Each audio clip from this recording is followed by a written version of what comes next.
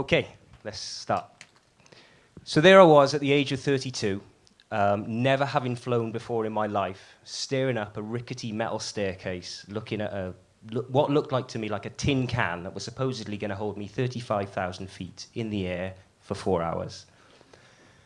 I'd been brought to this stage by the promise by my friends that if I went abroad with them, I'd meet some girls who might snog me. But as I walked up that staircase and felt a sudden need to go to the loo, I thought I might have taken that decision a bit too lightly. But eventually I met a girl who was prepared to snog me within the geographical boundaries of the UK, and sometimes when she was sober.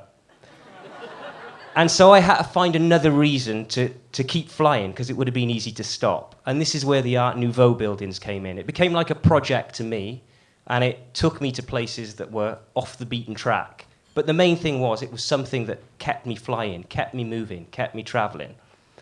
And since that very first flight to the cultural hotspot of Faliraki, I've visited 50 towns and cities in 20 countries on 4 continents. Now, most of them were in Europe, but this was building up to last year when I was privileged enough to attend the wedding of some good friends in Malaysia, which involved me flying halfway around the world by myself, which was something I wouldn't have done a year before. In fact, when they announced their engagement, I was really hoping they'd split up, so I wouldn't have to go to the wedding. The reason I wanted to talk to you about this today is because fear and flying can combine to restrict lives quite powerfully. Now, fear can be a good thing in small doses, but too much of it can kill you and stop you doing things. Now, there's 2 ways of dealing with fear, really. One is to let them trap you and keep you where you are and within a comfort zone. And the other one is to kind of face it down and try and get past it. Now, my fear of flying, for the first 32 years of my life, kept me within about a 2-mile drive away from Cardiff.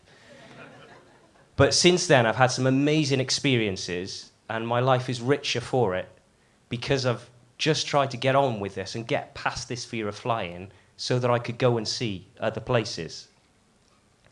Now, when we're grown, a lot of our fear is often based around failure. What if I can't do it? What if people laugh? What if I fall flat on my face?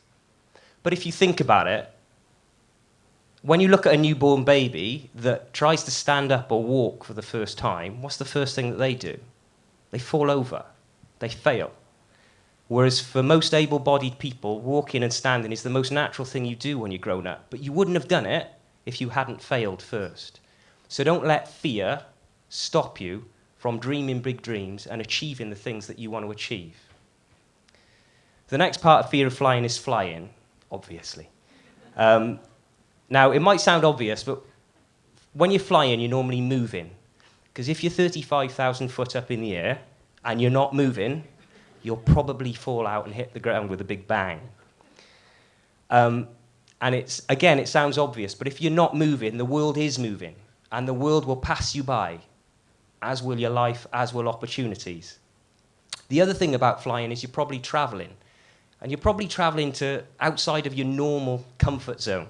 Traveling can take you to places that you've never been before and give you new experiences.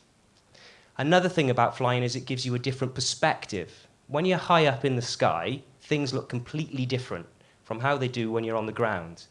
When you're on the ground and you hit an obstacle that's in your way of something you want to achieve, your face is up against a brick wall, all you can see is bricks.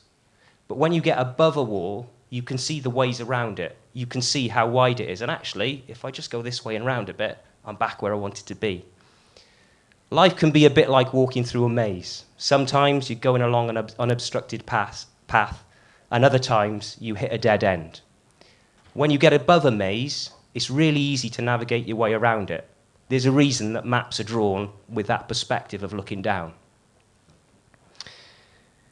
So don't let fear of flying stop you from going to places. Don't let it stop you from achieving the things that you want to achieve. And yes, it'll be scary. But the good thing is, when you're scared, it probably means it's because you're learning, because you're doing something you're not familiar with. And when you do something new or for the first time, it's always a good experience. There's always a good outcome. So Hans Christian Andersen said, "To travel is to live," and I believe that life is for living to the full. So I would encourage everybody to get over your fear of flying, go to new places, get out of your comfort zone, and leave your footprints all over the world. Thanks very much. Awesome. Well done, mate.